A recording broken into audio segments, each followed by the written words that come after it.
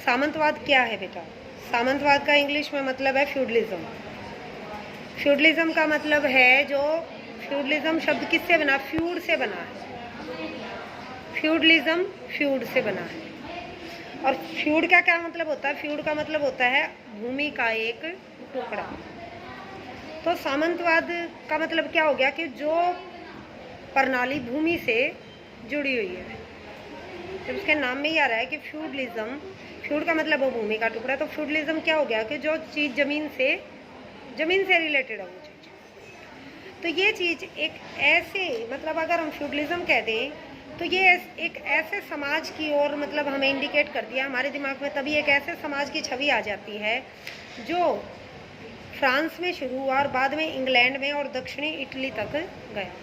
मतलब सामंतवादी प्रथा कह दें हम। जमींदार सुनिए, जमींदारी क्या होती है? तो तुम्हारे अंदर क्या आता है? जमींदारी सुन के कुछ आता है तुम्हारे अंदर? सोच विचार में कुछ? जमीनों का मालिक जमींदार, उसके नीचे मतलब उसके कारिंदे से घूमते रहते हैं, बड़े से महल में रहता है, लठेत खड़े रहते हैं, ऐसा ही आती है ना व्यूज़। तो इसी तरह सामंतवाद का नाम सुनते ही हमारे दिमाग में एक ऐसे समाज की कल्पना आ जाती है। पर जमींदार इसमें इंडिया में तो सामंतवाद फ्रांस, इंग्लैंड और उसके बाद इटली में गए। आर्थिक दृष्टि से मीन्स पैसे की दृष्टि से, पैसा कहाँ से आता था सामंतवाद के पास? व्यापार नहीं करते थे वो लोग क्या करते थे? कृषि। वो लोग कृषि उत्पादन में अपने आप को लिप्त किए हुए थे, कृषि कार्यों में अपने आप को उन्होंने लगा रखा था। कृषक अपने खेतों के साथ साथ उनके नीचे जो सामंत और कृषकों के संबंध दिखाता था। सामंतवाद सामंत के या लॉर्ड के, लॉर्ड, सामंत, अभिजात वर्ग, मतलब कई चीज़ें ये एक ही है, अपर कास्ट को जो शो करता है। तो सामंतवाद जो सामंत के और किसानों के बीच के संबंध को दिखाता है। सामंत क्या करते थे? अपने खेतों को किसानों को खेती करने के लिए देते थे। पीछे पड़ा था ना कि किसान उनकी ज़मीनों पर खेती करते थे।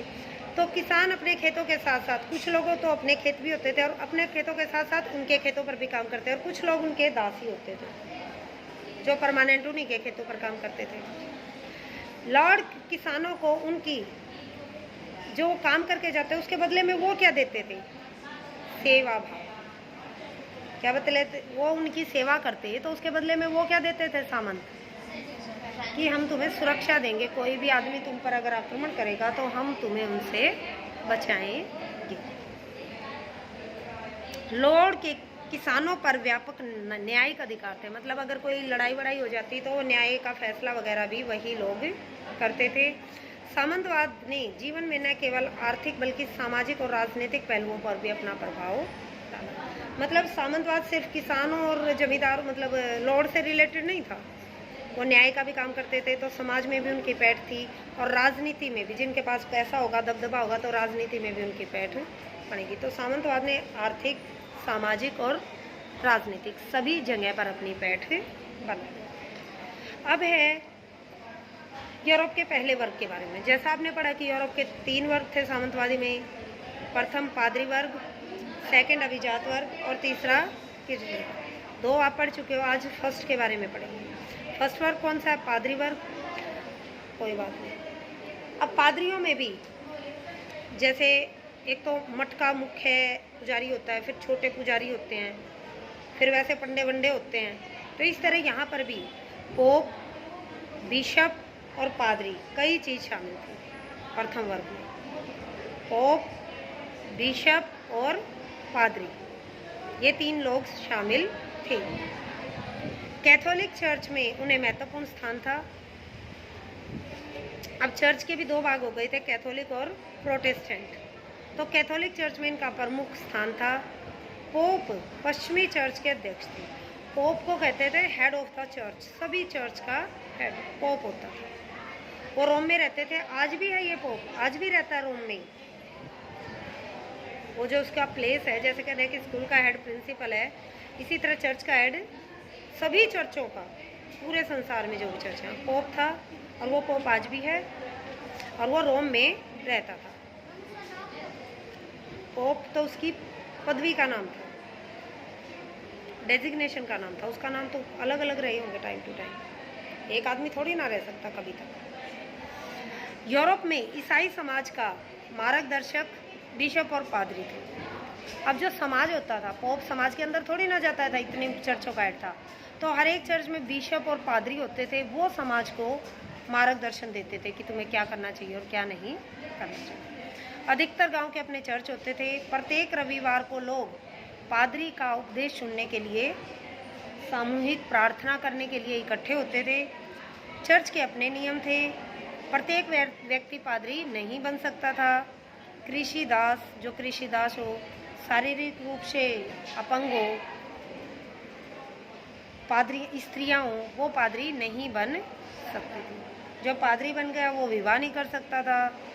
धर्म के क्षेत्र में बिशप अभिजात माने जाते थे, मतलब बिशप को पादरी से ऊंचा माना जाता था। बिशपों के पास भी लॉर्डों की तरह जागीरें होती थी। देखो पादरी है, पादरी तो एक साधु के टाइप में हो गया, ना उन्हें पैसे से मतलब, ना उन्हें कुछ मतलब। पर जो बिशप होता था वो पादरियों से ऊंचा होता था, और उनके पास तो ज़मीनें भी होती थी, उनके पास पैसा भी होता था, ये सारी चीज़ें होती थी। वे शानदार महलों में रहते थे।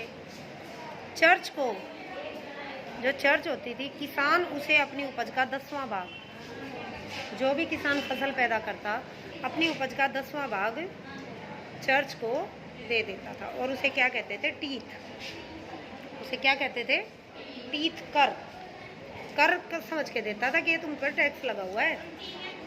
टीथ। टैली देते थे राजा को डायरेक्ट, और टीथ देते थे चर्च को। ठीक है। टीथ एक कर था जो उपज के रूप में दिया जाए। अब मेरे पास 100 किलो अनाज हो गया, तो मुझे 10 किलो अनाज चर्च को टीथ कर के रूप में दे देना। धनी लोग अपने कल्याण के लिए और मरने के बाद जो रिश्तेदारों के कल्याण के लिए जो दान वान वगैरह देते थे, हम नहीं दे देते मंदिर में भाई चर्च के नाम, या वो चर्च के नाम दे देते थे। जो पैसे वाले लोग थे, मरने वालों के, उस पर दे देते थे ना भाई, एक कमरा बनवा दिया मंदिर में, ये बनवा दिया, ये बनवा दिया, ये पैसे भी दान में ही दे देते हैं। तो इस तरह ये भी चर्च की आय का एक होता। चर्च की आय इनसे भी होती थी, और चर्च की आय टीथ कर से भी होती थी।